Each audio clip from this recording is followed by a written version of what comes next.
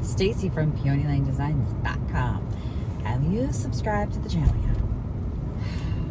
Why not? The little blue button. Don't forget to click the subscribe button, comment down below, like this video, and click the bell icon to be notified. I don't even know what today's video is going to be, I'll tell you that much. Just dropped the kiddo off. As you can see, I'm wearing a raincoat. Yeah, middle of February in Minnesota, and I'm wearing a raincoat. Gonna pour rain today, and then tomorrow it's all gonna freeze. Fun. That'll be fun. So here we are.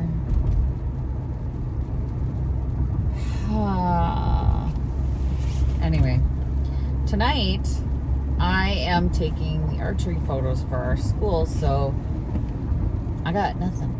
I have no time to do anything. Maybe I can do a lunchtime thrift haul. I don't have any money. I have to see what I got in my wallet, do a really, really cheap thrift haul. What can we get for $2? Maybe that'll be today's video. What can I get for $2? I think I have $2. I gotta ask those doggy kitty people out there who watch, because I know there's some of you out there. So you know my lovely Margot, Margot Tiny. She's my baby. She's one of my fur babies. I have 3, so I have 2 cats and a dog. Well, Miss Margaret is a little reactive to strangers and other dogs and cats. So I gotta know. So there's this thing online on TikTok where people are giving their dogs catnip. Evidently, it's like marijuana to the cats, to the dogs. Like they get all mellow, supposedly. I gotta know if anybody's tried it and if it really works. Because I think I might have to mellow out the dog, because this morning, so I've taken her to multiple trainers, right? So we've had like 3 trainers. The first trainer, she sat with Margot and she's like, I don't want anything to do with her, because I've got other dogs and she can't be around these dogs. And it's like, okay. Plus it was $2,000, just minimum, to walk in the door for this trainer. It's like, it's gonna be $2,000. You didn't even like sit with the dog or anything. And anyway, so then the next trainer, she's like, yep, I can cure this dog of everything. And she wouldn't be a great dog. That's what we're gonna do. So we're gonna like teach her to heal and all this stuff. So Margot is good at coming and sitting and healing and all that stuff, and she stays in her yard, and but never did get her non-reactive. Like, couldn't do it. She couldn't do it. And then I went to another trainer. That trainer told me to get Bananka. And it works in that if she barks and you spray her with Bananka, she'll stop barking. And if you take that Bananka out, she knows what it is. But her method was to then bring the cat out, one of my cats out, and expose Margot to the cat slowly. Like, you know, one of us holds the cat and the other one holds the dog, and then basically sprays her with Bananka if she barks at the cat. My cat nearly stroked out during this process, so I had to end it. I had to say, no, we can't do this, because my poor cat's heart was beating so hard, and he was balled up and shaking. And I'm like, I can't put my cats through this kind of stress, right? And then there's the issue of going in the car. She likes to go in the car because I'm in the car. Except when she's in the car, she sounds like a rusty hinge, and it's a problem. And she's freaking out, climbing into the window well, and she barks at every person we pass and freaks out, like goes off like a rocket.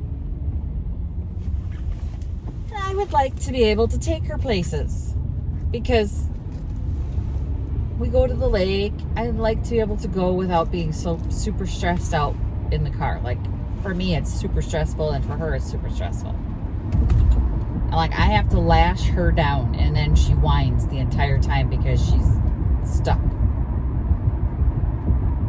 So I'm thinking, if the catnip works, I can like give her a little bump and take her places and not have to worry about, like, I can't even take her to the vet because they have shop cats. And last time I took her to the vet, I had explained to them that she's reactive to other animals, and you know, they have to come out and get you because of COVID restrictions or whatever. They've implemented this policy. You don't wait in the waiting room anymore. So they come out, and I said to her, okay, but are all the other animals out of the waiting room because she'll freak out. Like, she freaks out. Yep. Well, not their shop cats.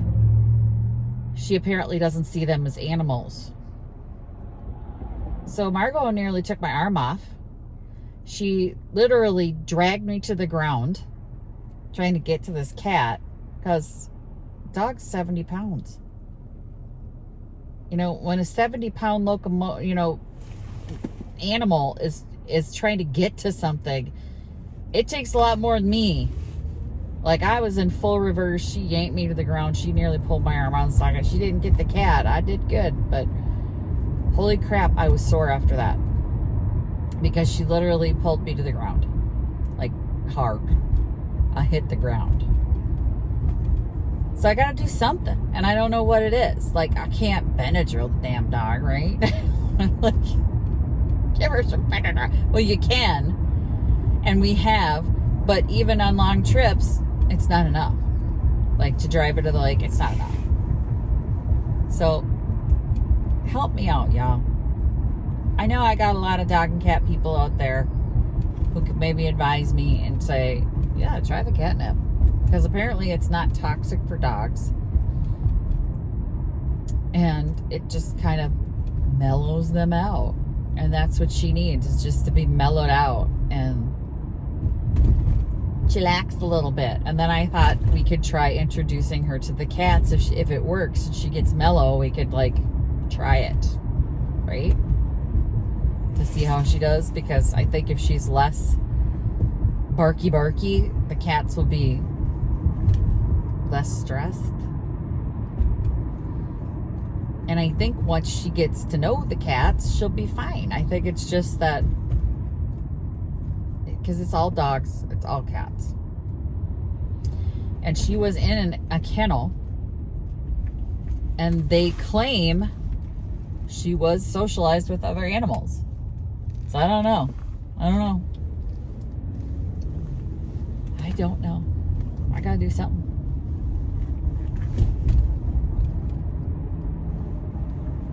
She's my baby girl. Love her, but it's just terrifying. Like, the thought of somebody else's dog running across our yard, or, you know, I'm like, she's gonna kill it.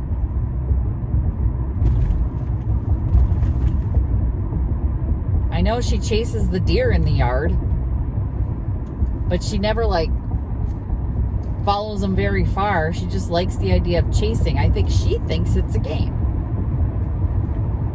Like, I think she thinks this is fun. They're playing. The cats don't want to play.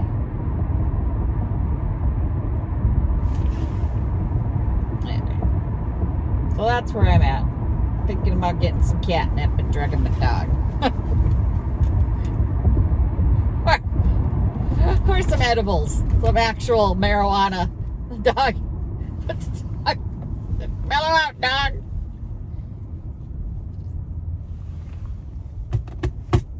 Okay, anyway. So I legitimately don't know what this video is going to be, but you guys seem to like the talking head videos where I'm just in a car chatting away. So it's definitely a daily vlog today, because I'm not going to have time to work on anything, which is really frustrating for me. I may actually, so when I get home tonight, I forgot to pack everything for the photo shoot tonight. I need to bring all my lighting and gear. And of course I didn't. Of course I didn't.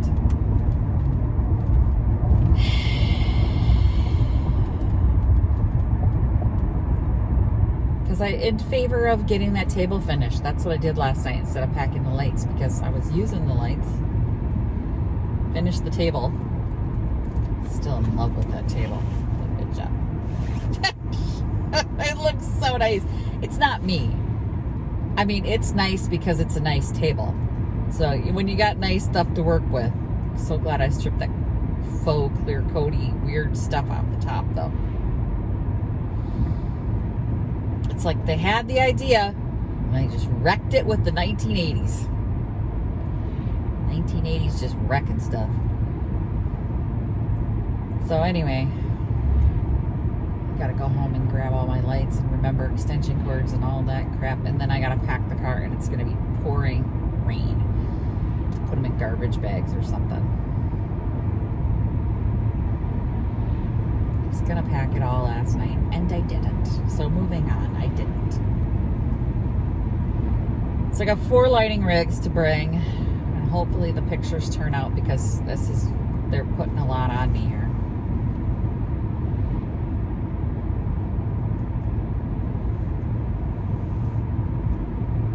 They're expecting a lot from me. I'm not a professional photographer.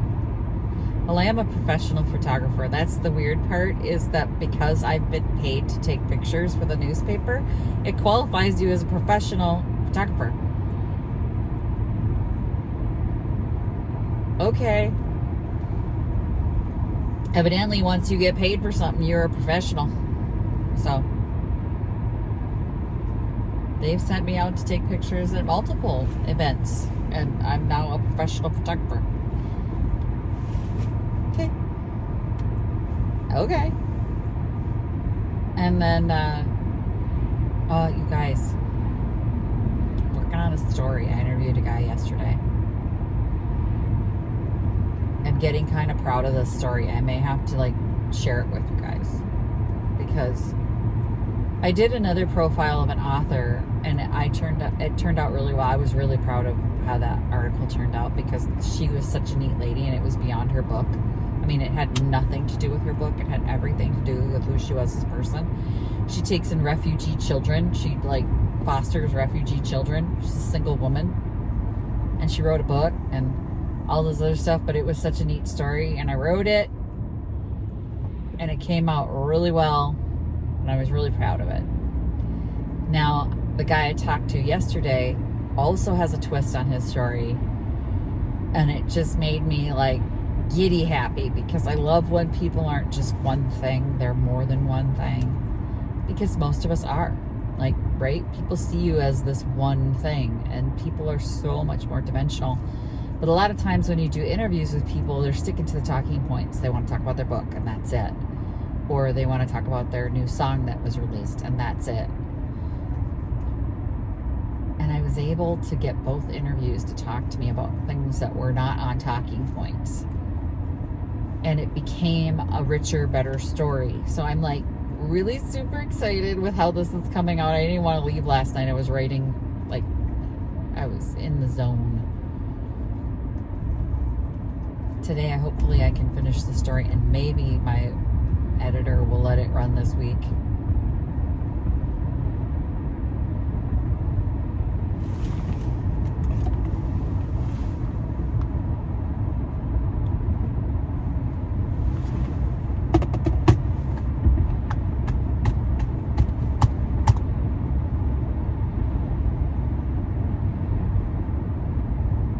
If not, maybe next week. So anywho, better go finish that story. It's been a long time since I'd written anything that I was super proud of, and I was really proud of that story, the one about the author, and I'm really proud of this story so far. Let's put it that way. Because I feel like I found the person underneath the story. And when I used to have a podcast and I would interview people, that was always what I was looking for, was who's the person underneath this, I'm an author. Because there's a person under there. And I think a lot of times interviews don't get to that point where you find the person, and I don't know, maybe it's just on their time or whatever, or the interviewer doesn't think they're more than an author. But I found the person in these 2 stories, and it really makes me happy. So maybe I'll share that with you guys if it turns out the way I think it's going to turn out. I know it's not what I do here, but again, I'm not one dimension either, so I'm more than just this, and I can share that with you guys, I guess, right? Link to that story. All right, I'm gonna go work. Visit my blog, peonylanedesigns.com, for more tips, tricks, and inspiration. Thanks for watching, everyone. If you like this video, please give it a big thumbs up. Don't forget to subscribe and click the bell icon so you'll be notified of new videos. I post every week DIY tutorials and, of course, more Junkin videos.